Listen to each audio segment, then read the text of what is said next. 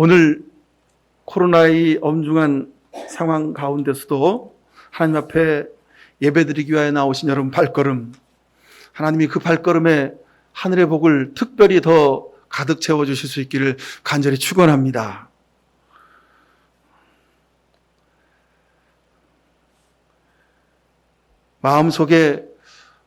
제 마음속에 예배를 드리러 내려오는데 막 분노가 솟구쳤습니다. 근데 하나님 앞에 도움을 구했습니다. 하나님, 제 마음속에 분노를 토하지 않게 해달라고.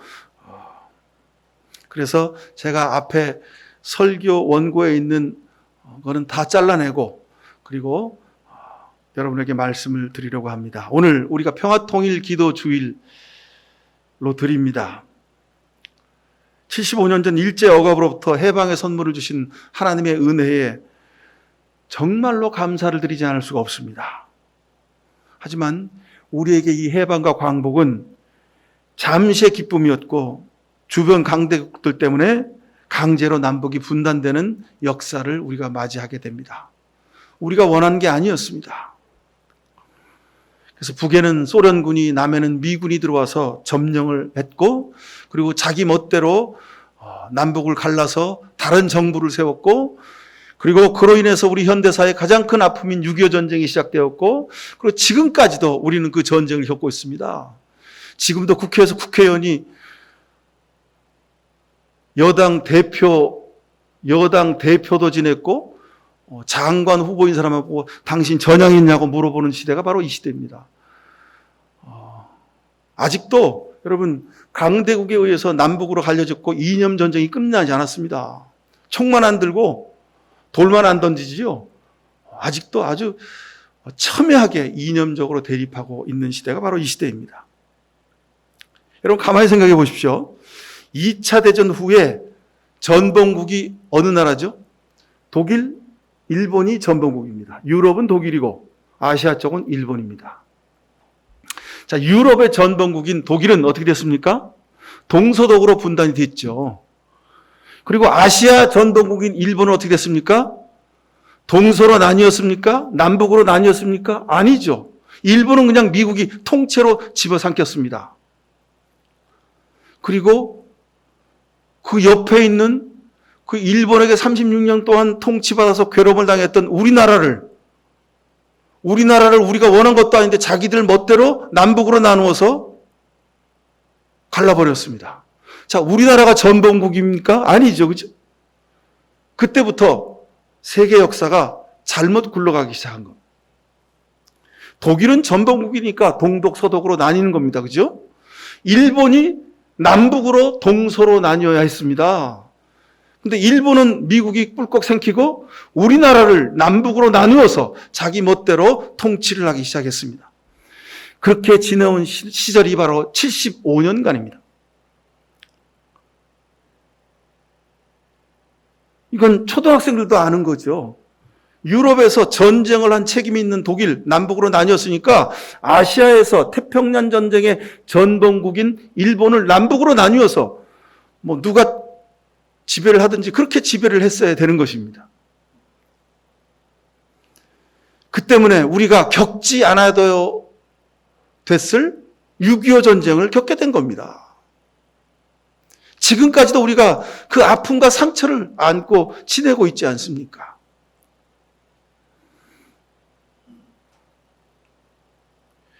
봄부터 소쩍새가 그리 울더니 국화꽃이 피었다고 제가 얼마나 외우고 사랑했던 그 시입니까? 근데 그 사람이 일제 말기에 천황폐하를 위해서 목숨을 바쳐서 싸우자고 그렇게 우리 백성들을 대동아 전쟁에 몰고 나간 문인 중에 한 사람이라는 것을 이후에 대학생이 되어서 알았습니다. 어린 시절 내가 존경하고 그렇게 외웠던 아름다운 시를 지었던 그분인데 그분이 일제의 앞잡이가 되어서 우리 백성들을 죽이는 전쟁에 선동을 했다는 사실을 나중에 아는 거죠. 이게 우리 역사의 아픔입니다. 우리가 부르고 있는 애국가도 아닉테 선생, 그분은 크리스찬이고 믿음이 좋고 민족의 독립을 위해서 열심히 일했던 사람입니다. 근데 그 후에 변절해서 뭐 어느 나라의 스파이가 돼가지고 하여간 일본을 돕는 일을 했다고 이제 공식적으로 친일을 했던 행적이 드러나고 있습니다. 우리가 사는 시대가 이런 아픔을 가지고 있습니다.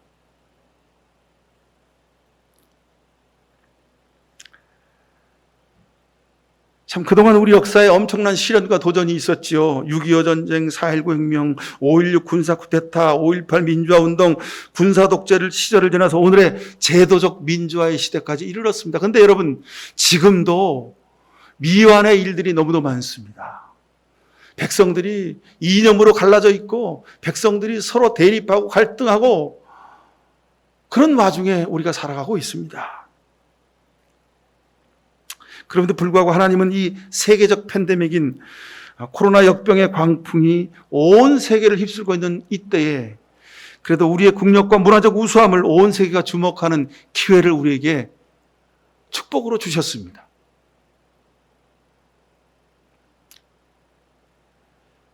그런데 하나님이 우리를 이렇게 사랑하시고 인도하시고 우리에게 하늘의 복의 길을 열어주셨는데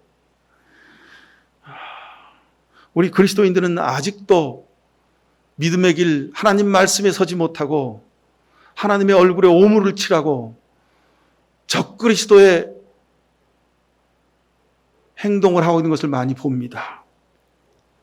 여러분, 제가 설교 앞에 제 속에 분노가 있다고 드리는 말씀이 바로 이 말씀입니다. 차라리 그 사람들은 목사가 되지 않았으면, 차라리 그 교회는 교회가 아니었으면, 차라리 거기에 추종하는 사람들은 예수를 몰랐으면 저들이 중간이라도 하고 다시 복음으로 변화될 수 있겠죠. 적그리스도를 따라서 살아가는 저들을 여러분 불쌍히 여겨야 할까요? 어떻게 할까요? 오늘 성경에 보니까 하나님이 아말렉을 도말하셨다 그랬어요. 적그리스도들은 하나님의 얼굴에 오물을 칠하는 사람들은 하나님이 아말렉처럼 도말하시기를 기도드립니다. 오늘 본문에 보면 이스라엘 백성이 아말렉과의 전투에서 모세가 손을 올리면 이스라엘이 승리하고 내리면 패하는 상황이 오늘 기록되어 있습니다. 여러분, 우리가 왜 평화통일기도주의를 지키고 나라와 민족의 역사를 위해서 기도해야 하는지를 오늘 성경 본문은 우리에게 아주 적나라하게 보여주고 계십니다. 우리가 손을 들어 기도하면 하나님은 이 나라에 자비와 긍휼을 베풀어 주실 줄로 믿습니다. 우리는요, 날마다 크고 작은 선택을 하면서 삽니다. 개인도, 국가도, 가정도, 우리 회사도 동일합니다. 우리가 그 선택의 기로에 서서 이 길로 가야 하나, 저 길로 가야 하나, 그 선택을 잘 하려면 우리가 누구인지를 잘 알아야 합니다. 우리 민족이 어떤 길을 걸어왔는지를 잘 알아야 우리가 그 선택을 할 수 있게 되는 것이죠. 자기 정체성이라 그러죠. 개인에게도 자기 정체성이 있고 국가도 정체성이 있습니다. 하나님 왜 우리 대한민국을 지키시고 보호하시고 인도하시고 이렇게 하늘의 복을 우리에게 주시는 걸까? 이게 국가의 정체성입니다. 이것을 모르면 우리는 주변에 누구에겐가 끌려다니며 살게 되어 있습니다. 그러면 다시 불운의 역사를, 눈물과 아픔의 역사를 우리가 다시 겪게 될 수도 있게 된다는 말씀입니다. 이스라엘 백성들이 그것을 몰랐습니다. 그래서 결국은 이스라엘 백성들은 남유다, 북이스라엘로 나눠졌고 그리고 북이스라엘 망하고 남유다도 망했습니다. 그리고 저들은 로마의 속국으로 살았습니다.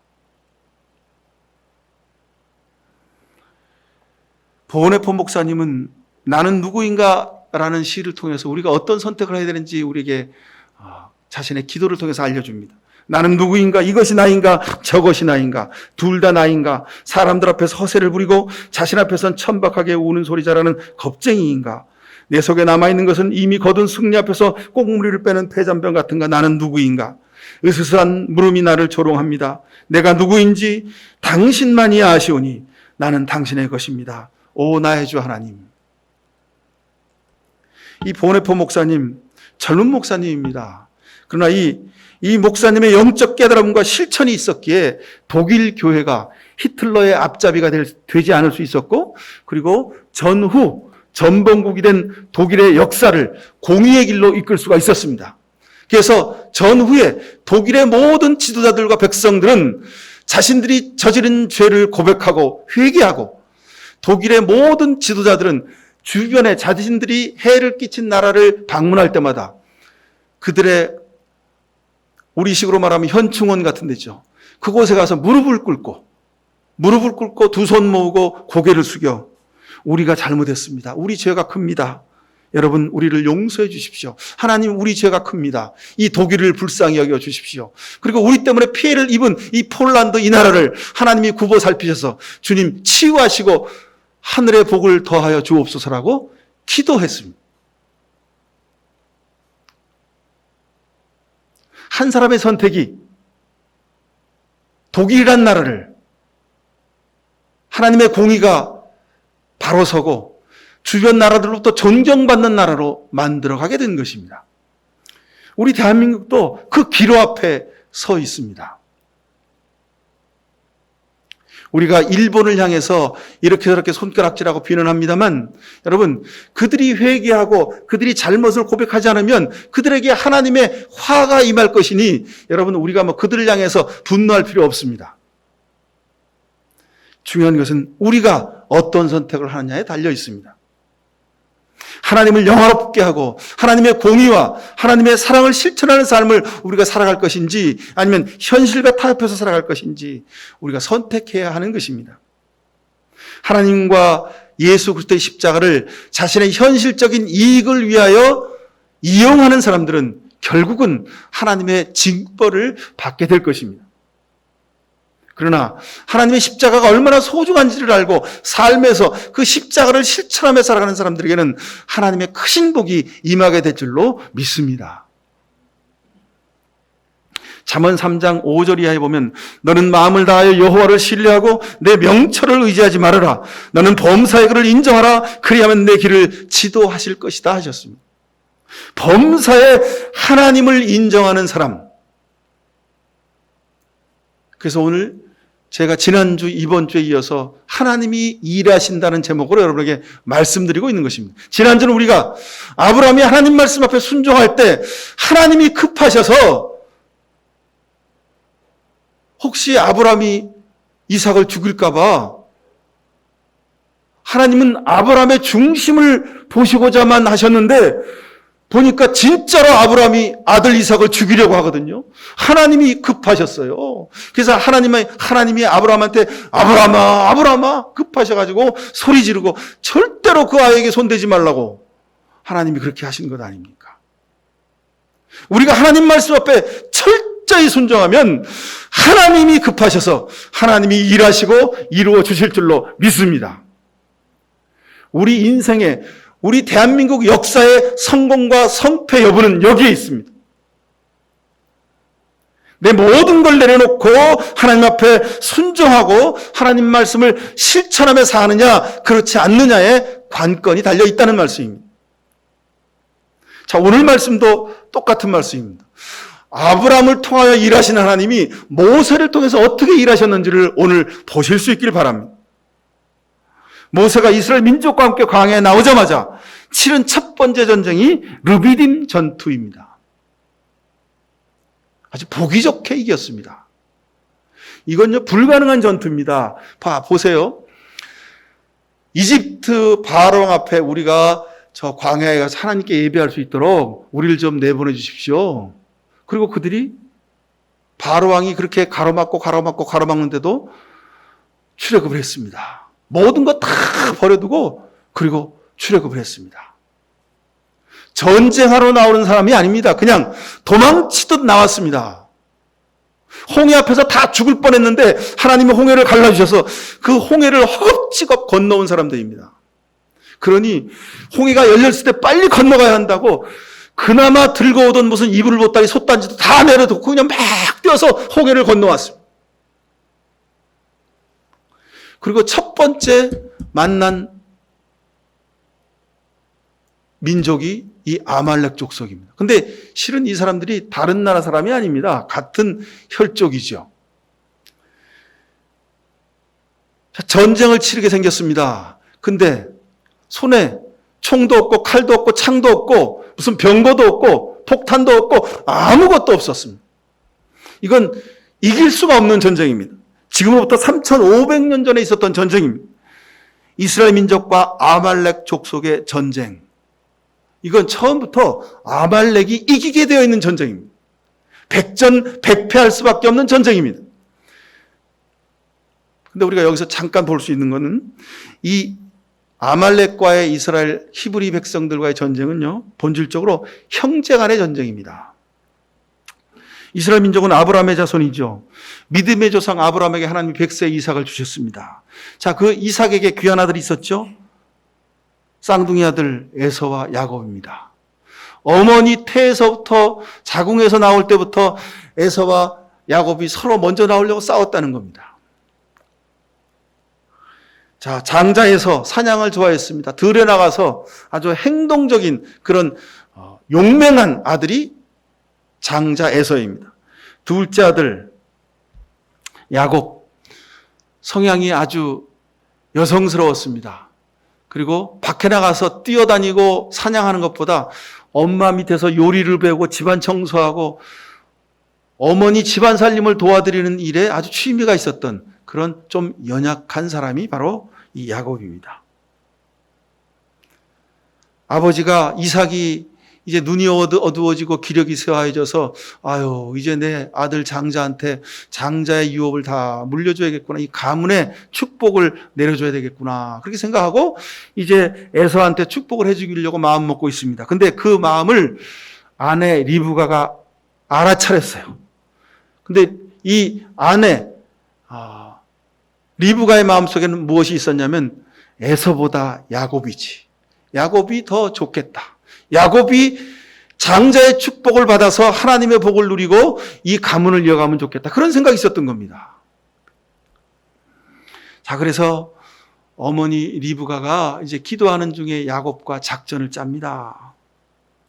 그리고 그 작전 중에 결정적인 작전이 하나 있었는데 뭐냐면 에서가 들에서 사냥을 하다가 허겁지겁 배가 고파서 막 들어왔어요. 너무 배가 고파서 부엌으로 뛰쳐들어왔는데 보니까 그때 마침 동생이 팥죽을 쓰고 있는 거예요. 야, 야곱아, 그 팥죽 좀 한 그릇 나 좀 주라. 그랬더니 형 배고파? 그리고 팥죽 한 그릇 주면 되는 거야. 그죠? 근데 형 팥죽 먹고 싶어? 조건이 있어. 형 장자잖아. 아버지한테 장자의 축복을 받을 거지?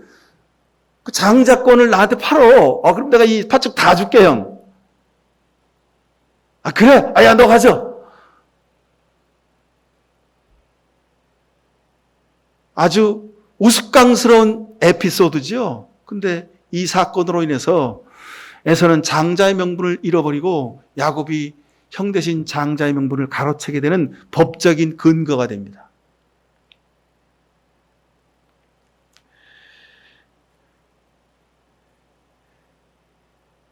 자, 야곱은 이것을 근거로 아버지를 속이고 자기가 에서라고 몸에다가 털을 바르고 목소리도 아버지 저 에서 왔습니다 뭐 이러고 아버지를 속이고 아버지한테 장자의 축복의 기도를 받습니다. 그리고 나가죠. 뒤따라서 에서가 왔습니다. 아버지 저 에서인데요. 조금 전에 에서가 와서 내가 축복 다 줬는데 너 누구냐 그러는 겁니다. 아버지 제가 에서예요. 아버지가 속았어요. 저한테 축복해 주세요. 내가 이미 축복을 다 해줘서 너한테 해줄 게 없다. 미안하다. 이 에서의 핏줄이 바로 아말렉 사람들입니다. 그리고 모세와 함께 했던 히브리 백성들은 야곱의 핏줄입니다. 여기서 만나게 된 겁니다. 광야에서.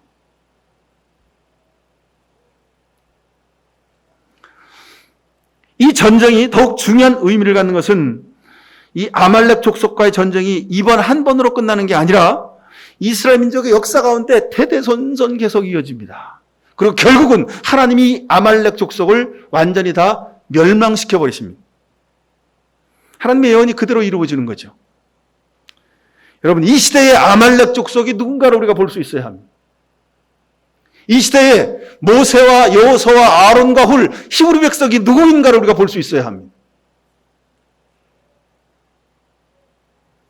오늘 읽은 본문 17장 14절에 보니까 하나님 모세한테 그러시죠. 이걸 책에 기록해서 기념해라. 여호수아의 귀에 외워서 들려줘서 외우게 해라. 16절에 보면 하나님이 맹세하시기를 여호와가 아말렉으로 더불어 대대로 싸웠다 하리라 하셨다고 말씀하고 있습니다. 에서 때부터 그랬습니다. 저에게 주어진 하나님의 축복의 권리를 소중히 여기지 않고 우습게 여기고 자기 멋대로 살았던 그 삶의 모습을 우리가 볼 수 있는 겁니다. 이것은요, 단지 이스라엘 백성이 아말렉과 싸웠다는 그 싸움의 내용을 넘어서야 합니다. 오늘 이 시대에 우리가 살고 있는 그리스도인들과 세상의 악한 영들과의 싸움을 우리가 볼 수 있어야 합니다. 오늘도 여러분, 이 땅의 많은 교회들이 적그리스도의 무리 때문에 예배하는데 껄이 꺼려지고 예배를 드리지 못하고 세상 사람들로부터 온갖 비난을 받고 있는 바로 이 현실이 아말렉과의 전쟁의 현실이라고 볼 수 있습니다. 입으로만 하나님을 말하고 저들의 겉모습만 그리스도인인 것처럼 살아가는 사람들, 이 사람들이 아말렉의 후예들입니다. 자, 여러분, 이 르비딤 전투의 특징을 우리가 좀 보면요, 전쟁은 군인이 하죠. 근데 실은요, 군인이 전쟁을 하는데 군인에게 꼭 필요한 게 있습니다. 전쟁을 하기 위한 전쟁 도구가 있어야죠. 칼이나 창이나 총이나 미사일이나 탱크나 비행기나 뭐 이런 게 있어야 합니다. 근데 오늘 보면 여호수아와 아론과 훌, 이 히브리 백성들에게는 전쟁 도구가 없었습니다. 그러니 군인이라고 말할 수도 없는 거죠. 그러니 이건 전쟁이 아닙니다, 실은요. 이치에 맞지 않는 전쟁 상황, 전술과 아무런 군비가 없는 그런 전쟁입니다. 이런 전쟁이 세상에 어디 있습니까? 근데 신기하게도 성경을 보면요, 늘 하나님의 백성은 세상과 싸울 때 아무것도 없이 싸운 것을 우리가 볼 수 있습니다. 여러분, 다윗이 골리앗 장군이랑 섰잖아요. 다윗이 뭐 갖고 싸웠습니까? 뭐 기관총 들고 골리앗 앞에 섰습니까? 물맷돌 하나 들고 골리앗 앞에 섰습니다. 골리앗은 누굽니까? 당대의 세계를 호령하는 가장 능력 있고 용맹한 장수입니다. 그 앞에 어린 소년 다윗이 물맷돌을 들고 섰습니다. 그것과 똑같은 상황이 지금 르비딤 전투의 상황입니다. 전술도 없고 아무런 전쟁 도구가 없는 상황에서 모세가 여호수아에게 명령합니다. 야, 너 나가서 싸워. 아이, 어르신, 뭐 칼이나 창이나 뭐 있어야지 나가 싸우죠. 어떻게 싸워요? 이렇게 말할 법한데 이 여호수아는 모세의 말에 순종합니다. 나갑니다. 싸우러 나갑니다. 어떻게 싸웠는지 모르겠어요. 그리고 아론과 훌은 모세와 함께 산 정상에 올라 손을 들고 기도합니다. 전투와 전략에 대해 일면식이 없는 모세의 이 무식한 지시, 도무지 받아들일 수 없는 이 지시 앞에 여호수아와 아론과 훌은 순종합니다. 근데 이 불가능한 전투, 말이 안 되는 전투 앞에 하나님은 모세가 손을 들고 있으면 여호수아의 군대가 이기게 하셨고, 모세가 계속 손 들고 있다 힘들면 손이 내려오면 여호수아의 군대가 뒤로 쫓기게 하셨습니다.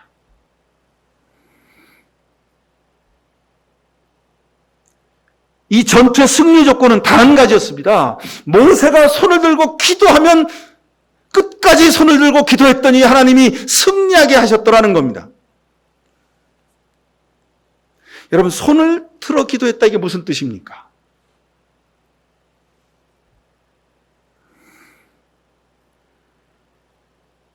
두 팔을 든 모세, 오직 두 팔을 들고 기도했던 모세의 기도가 전쟁의 승리를, 성패를 좌우한다는 것입니다.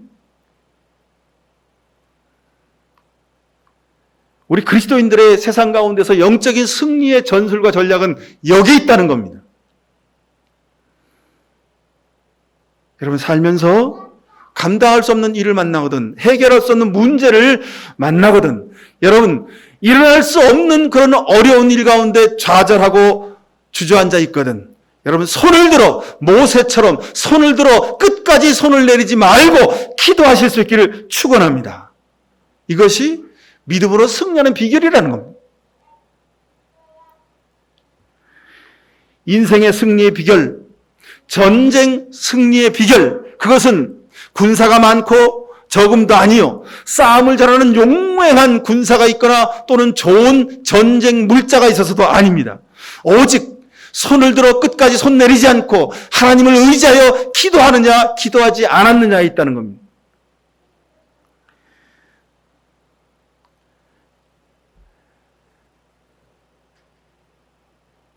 (1800년대) 말 1900년대 초, 그리고 75년 전 해방을 맞이한 우리 한국의 역사 가운데 교회는 민족의 역사를 놓고 눈물을 흘려 기도한 교회였습니다. 민족의 독립을 위해서 눈물로 기도하며 자신의 모든 것을 다 들여서 헌신했던 그리스도인들이 있었기에 하나님이 75년 전부터 오늘에 이르기까지 이 땅 이민족을 사랑하시고 복을 내려주셨던 겁니다.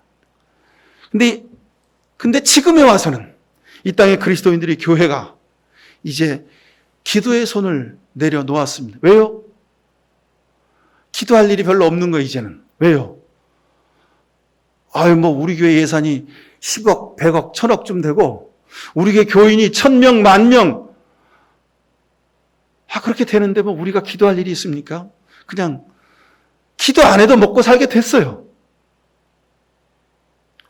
기도 안 해도 우리가 가진 돈으로 하나님의 사업을 잘할 수 있게 되었어요. 그러니 기도의 손을 내려놓게 된 겁니다.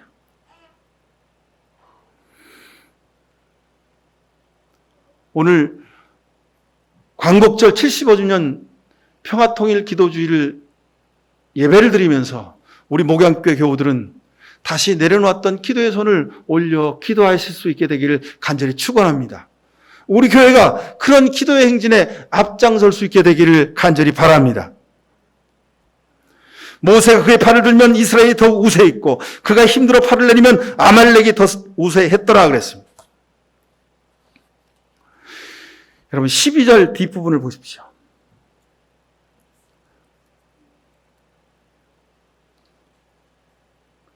12절 보면 모세가 피곤하여 팔을 들고 있을 수 없게 되니 아론과 훌이 돌을 가져다가 모세를 앉게 하고 그들이 각각 그 양쪽에 서서 그의 팔을 붙들어 올렸다.